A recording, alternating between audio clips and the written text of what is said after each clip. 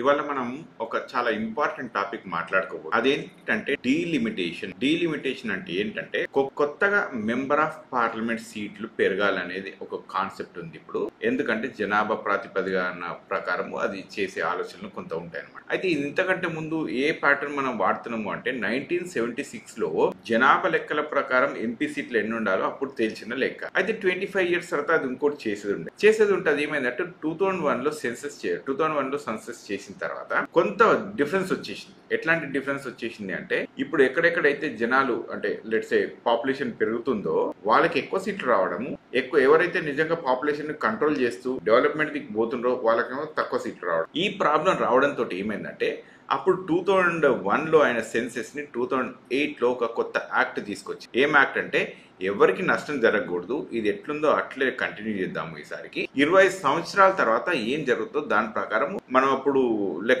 కొత్త లెక్కల ప్రకారం అప్పటికల్లా పాపులేషన్ కంట్రోల్ చేసిన తర్వాత మళ్ళీ కొత్త సెన్సెస్ కి వెళ్ళి అప్పుడు డీలిమిటేషన్ చేద్దామని చెప్పి ఈ కాన్సెప్ట్ వచ్చిందనమాట. సో ఇదంతా అర్థమైందా ప్రజలారా? ఇప్పుడు మీకు ఒకటి ఏం చెప్పబోతున్నా అంటే, మరి ఇట్లా జరిగితే మనం పాపులేషన్ కంట్రోల్ చేసుకున్న రాష్ట్రాలేమో తక్కువ సీట్లు వస్తాయి, పాపులేషన్ కంట్రోల్ చేయలేని రాష్ట్రాలేమో వాళ్ళకి ఎక్కువ సీట్లు వస్తాయి. అప్పుడు మనము ఎవరు రాజ్యం వెళ్తారు అంటే మన ఓట్లతోటి. మీకు ఈ ఒక్క కొన్ని వీడియోలు చూపిస్తాను ఇవాళ. చూడండి,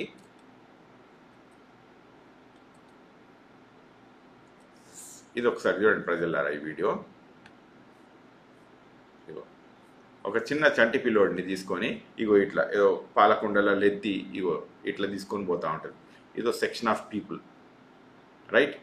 వీళ్ళు ఇట్లా ఇది కరెక్టా కాదా అంటే మనం ఏం చెప్పడానికి ఉంటుందిలే. కానీ చూడండి, ఇట్లాంటి వేషాలు వేసేవాళ్ళు మనకు రేపు పొద్దున్న రూల్ చేస్తారు మనల్ని. ఇది ఒకటి ఇక్కడ అయిపోలేదు, నేను మీకు ఇంకొన్ని చూపిస్తాను. చూడండి, ఇది ఒక్క వీడియో చూడండి.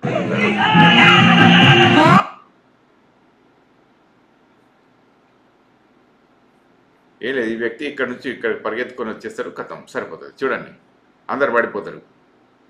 అంటే ఇట్లాంటి రాష్ట్రాల నుంచి సీట్లు వస్తూ ఉంటాయి మనకు. ఇంకా చూపిస్తే ఇక్కడ అయిపోలేదు, మీకోసమే కొన్ని పెట్టినా అనమాట ఇవన్నీ ప్రజలారా. చూడండి, ఏదో చిన్న చంటి పిల్లోడు అనమాట. చూడండి, ఇది ఒక చిన్న పిల్లోడిని తీసుకొని అదేదో ఇంకా ఎవరో పోతా ఉన్నారు కావచ్చు, దాంట్లో ఆ చిన్న పిల్లోడిని ఆ తొక్కిసలాట్లు అయ్యి ఏమన్నా పిల్లోడికి ఏమన్నా అయితే అంటే ఇట్లాంటి మూఢనమ్మకాలు విపరీతంగా ఉండే జనాలు ఉన్నారన్నమాట ఇక్కడ అయిపోలేదు. సరే, వీళ్ళంతా ఏదో చదువుకున్నారో చదువుకోలేదో అనుకుంటాం కదా, దీని సంగతి పక్క పెడదాం. ఇంకోటి కూడా చూపిస్తాను నేను మీకు. ఇది చూడండి, ఇది ఒకసారి చూడండి ప్రజలారా. మొన్న యోగి ఆదిత్యనాథ్ గారు ఇది ఎక్కడ అంటే మన ప్రయాగ్రాజ్లో జరిగిన తర్వాత అసలు దీన్ని ఏమంటారు దీన్ని ప్రెస్ మీట్ తర్వాత అనమాట. ప్రెస్ మీట్ తర్వాత వీళ్ళంతా అక్కడ వీళ్ళంతా విలేకరులు ఇదంతా కొట్టుకొని తీసుకుంటుంది. ఆ పిజ్జా డబ్బాలు, ఏదో రైస్ డబ్బాలు ఏవో ఉంటాయి కదా, ఏదో ఇంకా లంచ్ డబ్బాలు, ఇవన్నీ ఆ లంచ్ డబ్బాల్లో తీసుకొని కొట్టుకుంటున్న లెక్క ఇది. ఇది మనం చూస్తున్న ప్రక్రియ. వీళ్ళు మనల్ని ఎంచుకుంటారు అంటే ఒకసారి ఆలోచించారు. ఇది కనుక చూస్తే మీరు డీలిమిటేషన్ కు తమిళనాడు వ్యతిరేకం కాదు. ఎవరు చెప్తుండేది? ఉదయనిధి స్టాలిన్ గారు. అంటే ఇప్పుడు స్టాలిన్ ఉన్నారు కదా, వాళ్ళ అబ్బాయి అనమాట. Just let me draw this and show you all. So ఆయన ఏం చెప్తున్నారంటే ఇది మేము వ్యతిరేకం కాదు. సిద్ధరామయ్య గారు ఏం చెప్తున్నారంటే డీలిమిటేషన్ మీద క్లారిటీ ఉండాలంటారు. ఇది పాపులేషన్ బేస్డా లేకుంటే కరెంట్ ఉన్న లోక్సభ మెంబర్స్ మీదకి వెళ్ళా అనేది. ఎందుకంటే ఈ నంబర్ లేదు. మరి 2001 లో జరిగిన సెన్సెస్ ప్రకారం 2001 లో జరిగిన సెన్సెస్ ప్రకారం అయితే this is based on population. ఈసారి కూడా పాపులేషన్ ప్రకారమే చేస్తారేమో అన్నట్టు ఒక కాన్సెప్ట్ ఉంది. అదే కనుక అయితే ఏం జరగబోతుందో ఇక్కడ కింద చూపిస్తాను చూడండి ప్రజలారా. ఇదే కనుక జరిగితే ఇదొక సిచ్యువేషన్ చూడండి. ఇక్కడ యూపీ, బీహార్ ఈ రెండు రాష్ట్రాలు కలిపి 222 సీట్లు ఉంటాయి. సౌత్ మొత్తం కలిపి 165 ఉంటాయి. మిగతా స్టేట్లు కలిపి 461 ఉంటాయి. సో ఈ లెక్క చొప్పున. అట్లా కాకుండా ప్రస్తుతానికి మన దేశంలో రాజకీయం కనుక చూస్తే ఉత్తరప్రదేశ్, రాజస్థాన్, ఇది మధ్యప్రదేశ్, ఇది బీహార్, ఈ 4 రాష్ట్రాలు కలుపుకుంటూ 324 సీట్లు ఉన్నాయండి ఇక్కడ. ఈ 4 రాష్ట్రాలే 145 ఇక్కడ, ఇది ఉత్తరప్రదేశ్, ఒక 50 రాజస్థాను, 52 మధ్యప్రదేశ్, ఒక 79 బీహార్. చూడండి, ఇవి మనం మొత్తం తెలంగాణ, మన సౌత్ ఇండియా కనుక చూసుకుంటే తమిళనాడులో 49, కర్ణాటకలో 41, ఆంధ్రప్రదేశ్ మొత్తం తెలంగాణ అండ్ ఆంధ్రప్రదేశ్ కలిపి 54, ఇగో కేరళ ఒకటి 20-21 అవుతున్నాయి. ఇది ఇంటర్ సిచ్యువేషన్. ఇక్కడ అయిపోలేదు ఇంకా ప్రజలారా, మీకు ఇంకా కొంచెం డీటెయిల్డ్గా చూపిస్తాను చూడండి. ఇది కనుక చూస్తే ఇదేంటిది అంటే ఎట్లా మనకు ఇప్పుడు ఏ ప్రపోర్షన్లో పెరుగుతున్నాయని కనుక చూస్తే ఉత్తరప్రదేశ్లో 79% సీట్లు పెరుగుతున్నాయి. ఉత్తరప్రదేశ్లో 79% బీహార్లో కనుక చూస్తే 98%, రాజస్థాన్లో 100% పెరుగుతున్న సీట్లు చూడండి. మధ్యప్రదేశ్లో 79%. ఏందండి సీట్లు పెరిగేది? ఎందుకు ఇది అంత పెరుగుతుంది తెలుసా? పాపులేషన్ కంట్రోల్ లేదు, ఒక చదువు లేదు, ఒక ఏమీ లేదు. ఇక ఏం లేకుండా ఇక అసలు జనాలు ఎట్లా పడితే అట్లా గవర్నమెంట్ కంట్రోల్ లేకుండా ఉన్నది. కాబట్టి ఈ 4 రాష్ట్రాల జనాలు డిఫరెన్స్ పడదిగా. మనం అంత ఎంత కష్టపడి ఏం చేసినా కూడా ఒకటే మాట చెప్తా, ఆ బీహార్లో ఒక 15-20 కోట్లు ఉంటారు, ఉత్తరప్రదేశ్లో 25 కోట్లు ఉంటారు. సో వీళ్ళిద్దరు కలిపి చూసుకుంటే ఒక 40-45 కోట్ల జనాభా ఉంటుంది. ఈ 40-45 కోట్ల జనాభా వాళ్ళు అసలు డెవలప్ కాకుండా భారతదేశం డెవలప్ అవుతానే ఎవరికైనా అనిపిస్తే అది భ్రమ అని చెప్పి ఆలోచించుకోండి. ఇంక ఇక్కడ అయిపోలేదు ప్రజలారా, నేను ఇక్కడ డేటా అంతా బాగా కలెక్ట్ చేసుకొని తీసుకొచ్చిన. మరి అదే మనం ఇది ఇక్కడ చూసుకుంటా ఉంటే ఇగో మన ఆంధ్రప్రదేశ్ తెలంగాణలో కనుక చూసుకుంటే జస్ట్ 29% చూస్తున్నారు కదా. ఇక్కడ 29% మాత్రమే ఉంది ఇక్కడ పెరుగుదల. Okay, so this is white it is అంటే ఇది రైట్. తర్వాత అట్నే కనుక చూసుకుంటే ఇగో ఒరిస్సాలో 33%, ఇంకా బెంగాల్లో చూస్తే 43%, ఇంకా మిగతా కర్ణాటకలో కొంచెం, మహారాష్ట్రలో కొంచెం ఓకే ఉంది. ఇటువైపు అయితే తక్కువ ఉంది. సో బేసికల్లీ సదర్న్ స్టేట్స్లో బాగా తగ్గింది ఇది. ఇగో తమిళనాడులో ఇంకో 26%. సో బాగా తగ్గించిండ్రు ఇక్కడ. ఓవరాల్గా టోటల్ పర్సెంటేజ్ 56% పెరిగితే సీట్లు మనకు మాత్రం ఇంకా అసలు చాలా మినిమల్ పెరుగుతాయి అనమాట. ఇంకా కొంచెం కిందికి వచ్చి చూపిస్తాను దీన్నే. ఇది కొంచెం ఈ పిక్చర్ కొంచెం పెద్దగా చేయాల్సిందేమో, but let me make it like so. So ఇట్లా చూడండి ప్రజలారా, ఇది ఒకసారి చూస్తే ఇక్కడ population growth, total fertility rate అంటారు, TFR అంటే టోటల్ ఫర్టిలిటీ రేట్. ఉత్తరప్రదేశ్లో 2.7 అంటే ప్రతి 100 మందిలో ఓకే 2.7% మంది అక్కడ పిల్లలు పుడుతున్నారు అనమాట, రైట్. అదే కనుక చూస్తే బీహార్లో 3 పుడుతుండ్రు, ప్రతి 100 మందిలో ఇంకా 3 పుడతారు అనమాట. ఇక్కడ రాజస్థాన్లో 2.4, గుజరాత్లో 2, మధ్యప్రదేశ్లో 2.6. కానీ అదే మన సౌత్ ఇండియాకి వచ్చి చూసుకున్నాం, తెలంగాణ 1.5, ఆంధ్రప్రదేశ్ 1.5, తమిళనాడు 1.4.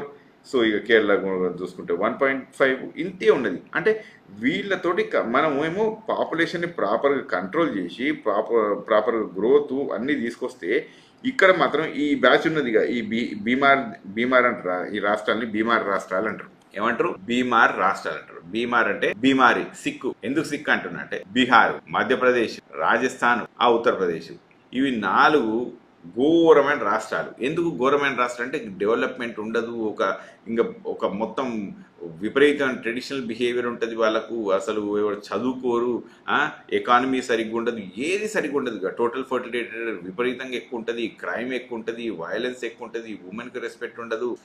ఇప్పుడు దళిత్ వాళ్ళు ఉంటారు కదా, వాళ్ళకు కూడా కొంత ఇబ్బందులు పెడతా ఉంటారు. వాళ్ళంతా కాస్ట్ డిస్క్రిమినేషన్ హైయెస్ట్ లెవెల్లో ఉంటుంది, రిలీజియన్ డిస్క్రిమినేషన్ కూడా హైయెస్ట్ లెవెల్లో ఉంటుంది. ఇదంతా ఏంటంటే వీళ్ళంతా ఒక చక్రవ్యూహంలో చిక్కుకున్నారు. ఇప్పుడు వీళ్ళు బయటకు వస్తారా ఈ చక్రవ్యూహం నుంచి అంటే మరి మనకు తెలియదు. ఇంకా ఇక్కడ అయిపోలేదు ప్రజల. కొంచెం నేను రాసుకొచ్చిన డేటా అంతా మంచి కలెక్ట్ చేసిన, ఒకసారి చూడండి ఇది.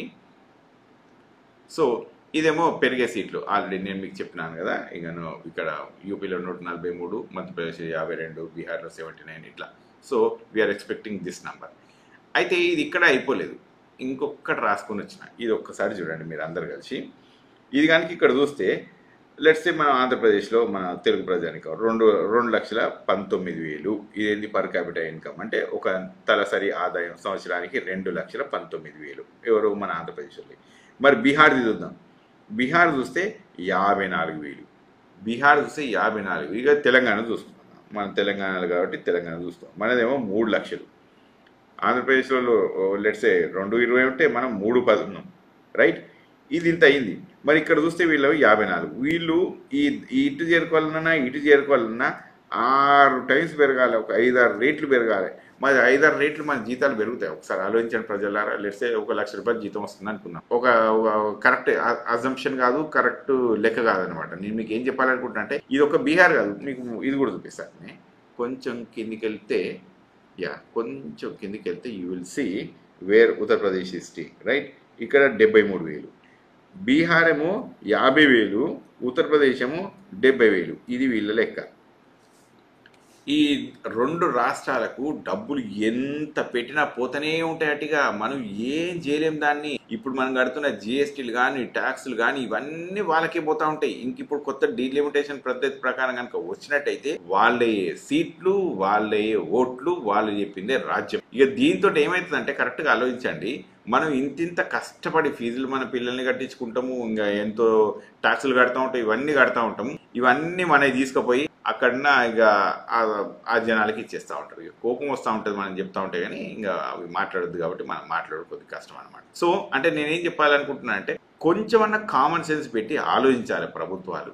ఏ లెక్క ప్రకారం పోతున్నాం, ఏం పోతున్నాం అంటే ఇప్పుడు నిన్న అమిత్ షా గారు ఏం చెప్తున్నారంటే సీట్లు తగ్గాయి అంటారు. అయ్యా సీట్లు తగ్గాయని మన అందరికి తెలిసిందే, కానీ ఎవరికెన్ని సీట్లు పోతున్నాయి, ఏ లెక్క ప్రకారం పోతున్నారు? మీరు జనాభా లెక్క ప్రకారం పోతున్నారా, లేకుంటే పాత సీట్లు ఉన్న దాన్ని ఇంక్రీజ్ చేయడానికి పోతున్నారు ఒక సర్టన్ పర్సెంటేజ్? ఇప్పుడు లెట్సే మన తెలంగాణలో 17 సీట్లు ఉన్నాయి.